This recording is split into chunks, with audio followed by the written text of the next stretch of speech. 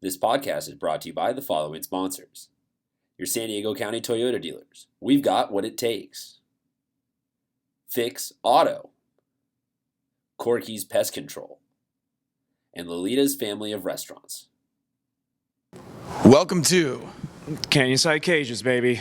Where Hitters are made. that is right. Tommy Morris, Christian Pedersen, David Ring here in Canyonside Cages, bringing you a baseball podcast, sort of the first one of the year, I guess the first cluster of Season podcasts. has begun. We are here to let you know who's going to be doing what. Exactly. So normally we'll do our usual podcast format. We'll do the top 10s. We'll give you out some game balls. We'll do some interviews. We'll give some game picks. But today, we're all about previews. We're not going to do it by leagues. We're going to do it by regions. This is the West, so it's kind of like the middle of the county and over. So we're going to get to in this edition of the previews. So Christian, who are some of the guys, some of the teams we should be looking out for? Oh man, where do we even start? Lots of teams. I'll tell you where we start. We start with the best of the best. We start with Cathedral Catholic. After winning the Open Division last year, they return a team of absolute studs. Dave, I think we were talking about them really being right now. They have a clear shot at repeating, or at least getting back into those Open Division playoffs. I completely agree with that. Their pitching is still good. They've got Cade Brown, Nick Nastrini. Their hitting up and down the lineup's going to be good. Bradley Polinsky, Jacob Allred, Wyatt Hoffman. They've got D1 commits up and down the lineup. These guys are going to be solid again, especially because they've got the pitching still. I'm glad you bring up the pitching, because Madison is another team out in this area, and with Kevin Abel and company, the Warhawks are the real deal this year. They are a top 10 team with a lineup that on their best day probably could match up with anybody. Yeah, Abel is probably one of the best pitchers in the county. Going to Oregon State, this guy's got one of the nastiest changeups from what I hear. Some of the hitters saying it's El Cambio. literally impossible to hit. You've also got Ryan Lovato, Trevor Halsema, James Shimashita. They will hit also. It's going to be a tough go for any team that plays Madison this year. And I mean, let's just keep running down the other good pitching. Country Day, great pitching in Frankel, especially with you love a left-handed pitcher that can get out and dominate. We saw what he did last year in the playoffs against LCC.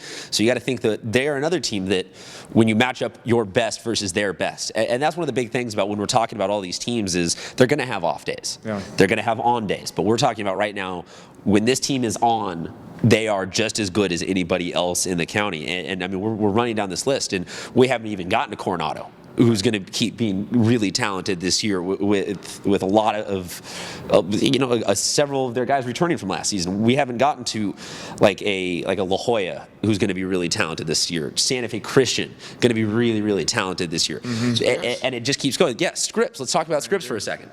Yeah, Scripps has got one of the best hitters in the county, and one of the best pitchers in the county. They're going to come at you this year again. I also want to give a shout out to Zach Siegel, who's probably going to have one of the best seasons at the plate this year.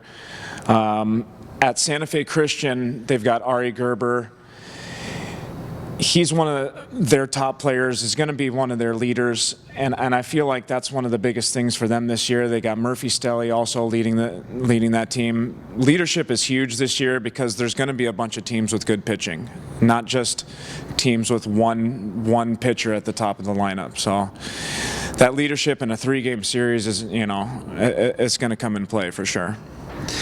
I mean, I also want to get to, we've got the defending D5 champs, Hoover, in this region. They're going to have another great season. Vivaldo Castillo and company are now seniors. They've been starting since freshmen. This is a team that has shown you that sometimes the growing pains pay off. Yeah, and also we got to mention, arguably, in my opinion, the best player in this region, and maybe in the county, Nick Allen. I got to see him from France Park. I got to see him. Absolutely, we haven't. That's how tough this part of the county is we've got a major league potential top 10 draft pick this year, and we haven't even listed him off yet. Yeah, and in their game at Petco Park, I was there watching him hit a ball off the wall at Petco. So I don't know how many high schoolers went out in a game at Petco, but he was really close. Yeah, they're going to be solid this year, too. I got a few guys. They've got Ethan Rissy also, who's a UC guy I grew up watching. He's got a commit, and you could go up and down this lineup. The last team I want to highlight here is, and we're not going to do Kearney in this round. We can. So Kearney's got Cade Logan, and like we said, we could talk about these groups all day. I feel like Madison and Cathedral are by far the top two teams, with Matt Rudick probably going to hit a few bombs for Scripps and really make it interesting for those guys. Well, what's interesting here to me is that we're talking about all sorts of different levels and divisions. When we're down in the South Bay, it's kind of Eastlake, and then everyone else is a little bit lower. When we're up in the North County, you talk about Torrey Pines, and then it's a little bit different. Here, you got D4 is going to be packed with a couple of these teams. You got D3 teams that are going to be good, open division teams that are going to be good. You can't go wrong.